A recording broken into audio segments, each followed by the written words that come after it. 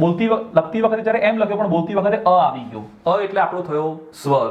તો અહીંયા આપણે જવાબ મૂકવાનો છે એન, આપણા નિયમ પ્રમાણે. ઉચ્ચારણ શાસ્ત્રનો નિયમ શું કહે છે કે જ્યારે પ્રથમ અક્ષરનો ઉચ્ચાર સ્વર થાય તો આપણે એન મૂકી દેવાનું છે. એ જ પ્રમાણે અહીંયા જોશો તો અહીંયા લખાય છે પણ મ અને બોલાય છે પણ મ, એટલે આપણે અહીંયા એ મૂકીશું.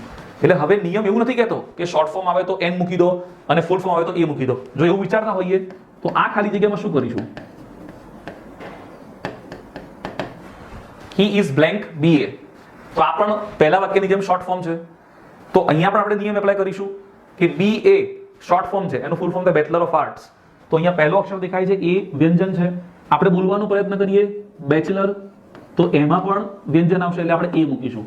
હવે એવો પ્રશ્ન કદાચ મગજમાં થતો હોય કે અહીંયા ધ શા માટે નહીં, એવો પ્રશ્ન મગજમાં થવો જોઈએ. કોઈ એમ કે સર BA તો ડિગ્રી થઈ ગઈ, જે ફિક્સ થઈ ગઈ, જે MA ની પહેલા તમે મેળવી શકો, એક 12 પછી મેળવી શકો, આવું કદાચ થતું હોય તો ધ શા માટે નહીં, આવો પ્રશ્ન થાય. તો અહીંયા ધ એટલા માટે નથી થતું કારણ કે આ જે વ્યક્તિ જેણે BA ની ડિગ્રી લીધેલી છે એ કયા વિષયમાં થયેલા છે. કારણ કે BA વિથ ગુજરાતી પણ થઈ શકે, BA વિથ ઇંગ્લિશ પણ થઈ શકાય, સંસ્કૃત સાથે થઈ શકે, ઘણા બધા વિષય આવે છે. મેં એવું આપેલું હોત કે he is blank BA with English તો આપણે ધ મૂકી શકીએ. તો અત્યારે હજુ સુધી આપણું આ નામ કેવું રહેશે, અચોક્કસ છે. ઇવન આ નામ કેવું છે, અચોક્કસ.